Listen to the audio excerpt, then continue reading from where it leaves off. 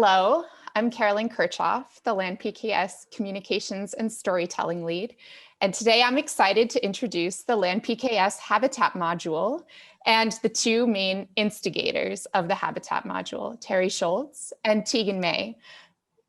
Terri and Tegan, would you like to quickly say hi? Hi, my name is Terri Schulz and I'm a senior conservation ecologist with the Nature Conservancy in Colorado. And I'm one of the co-leads of the project. Hi, I'm Tegan May. I am a conservation associate with the Nature Conservancy in Colorado, and I have been helping Terri with creating the content for the Habitat module.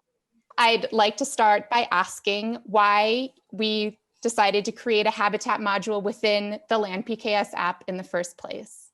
We created the Habitat module because habitat, what plants and animals need to live, is often a limiting factor for whether you have them on your land or not. And so we thought it was important for people to have a resource where they could understand what they're providing habitat for and how they might be able to create better habitat for certain species they would like to have more of on their properties. So that leads me to ask, how exactly does the Habitat module fit into the LandPKS app?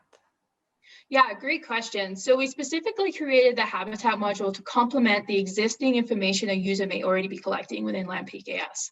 So whether that may be soil information, they may be collecting vegetation, so height, density of a specific species, ground cover, and also how they're managing the land and storing that information within the app. So Habitat, we think about as a manifestation of the underlying land potential, which the app is all about and is connecting users to this information. And so the species diversity, the structure is related, very closely correlated with the soil type that is there.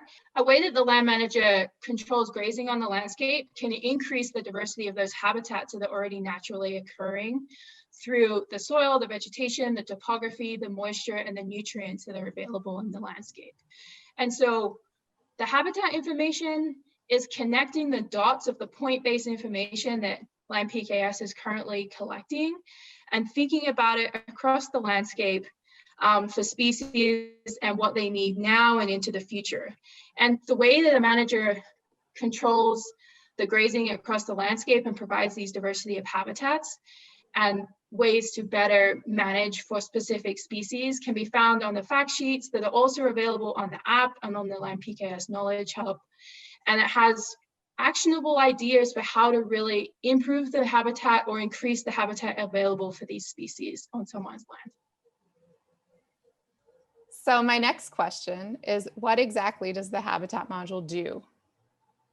The Habitat module compiles a lot of the existing scientific information about species and habitats that is available, and it puts it in the palm of a user's hand. And with that information, there is a description of the habitat, measurable information about what the habitat characteristics are that the species needs, the time of year that it may be important, and the range for that characteristic that is ideal for that species to thrive and persist now and into the future.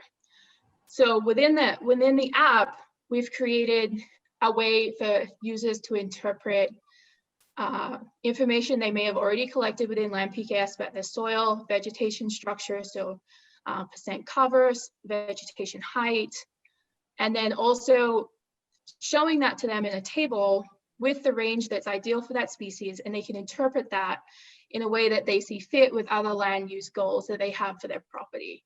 The information is not regulatory. There's no way for anyone to know what species someone has on their property. It's just an output module currently within LandPKS that can be interpreted for people to better understand the wildlife that they already know is on their land and the wildlife that they may be interested in managing for in the future. And how exactly were species selected for the Habitat module?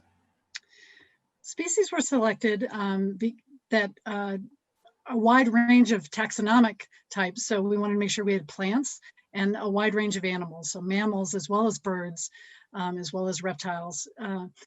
We also chose a species that had different habitats that they, so we wanted some species that used sagebrush landscapes and some species that used grasslands in the Great Plains.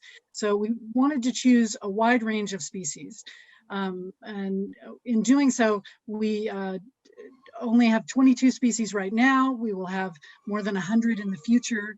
And they do use all different types of habitats across North America, and have a variety of habitat needs, or different soil types that they use and different vegetation. And how we chose them was we interviewed and surveyed folks across the Nature Conservancy and other partner organizations, as well as range managers. We went to the Society for Range Management meetings and asked people, what species are important to you? What species do you want to understand the habitat for? And based on all of that feedback, we then chose the ones that seemed to be the most representative, or the ones that people had the most questions about how to manage for. Could you give me a few examples of some species featured in the module? Sure. We chose some species that have very general habitat characteristics. You might find them in a wide range of places across North America, like monarch butterfly or mule deer. And for those species, you can look in the fact sheet information and find out, for monarch butterfly, for example, there is a plant you need to make sure, a native